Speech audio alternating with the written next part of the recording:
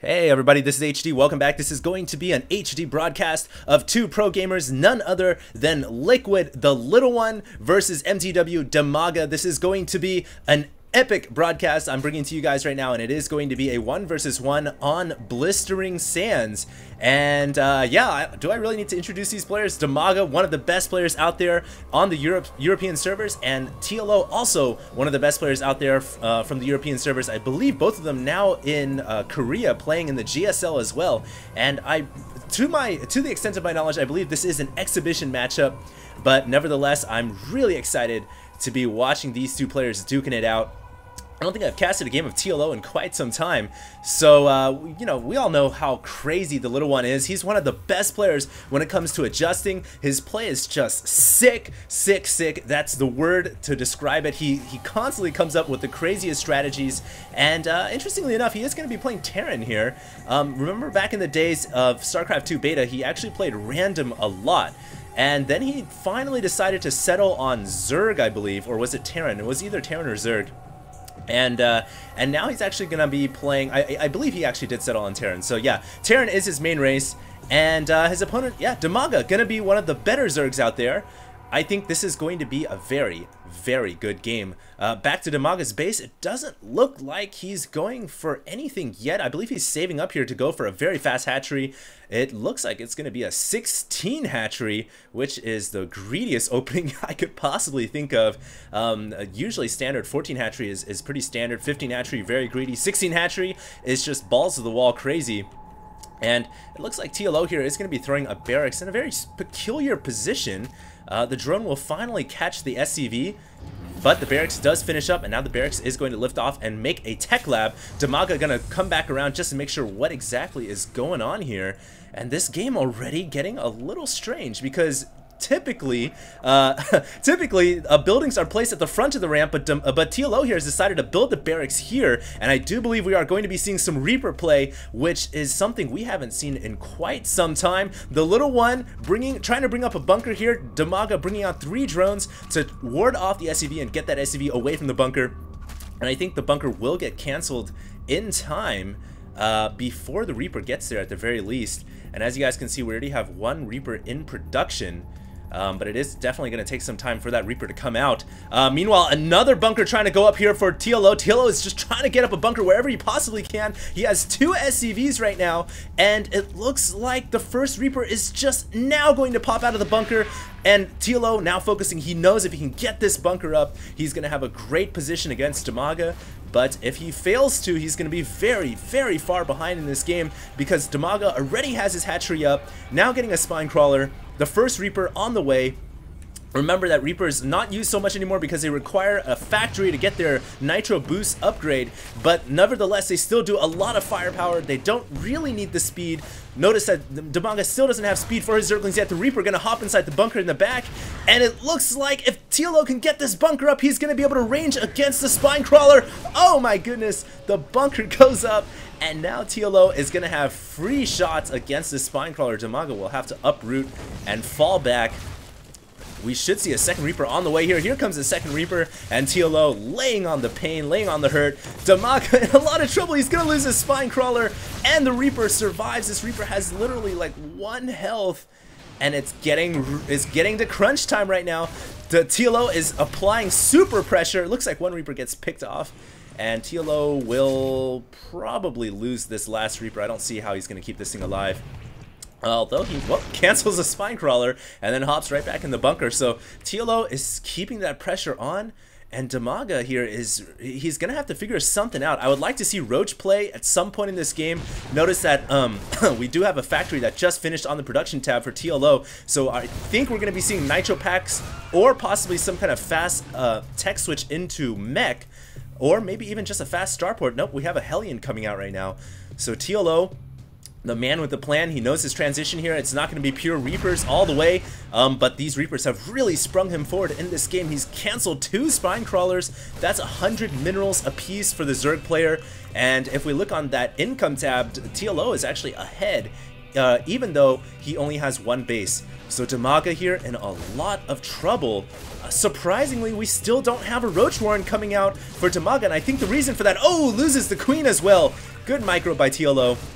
I think the reason for Dimaga not going for the Roach Warren is because he knows how susceptible roaches are to a Marauder transition. But nevertheless, it looks like Dimaga losing a couple more drones on the fall back.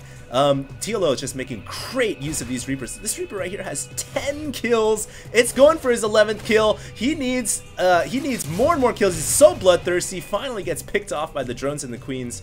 And note, speed is now finished for those Zerglings. So I finally get a chance to catch my breath. Dimaga actually finally gets a chance to catch his breath. There was a chokehold around his neck for the longest time, but finally he gets a chance to move out with some of his Zerglings.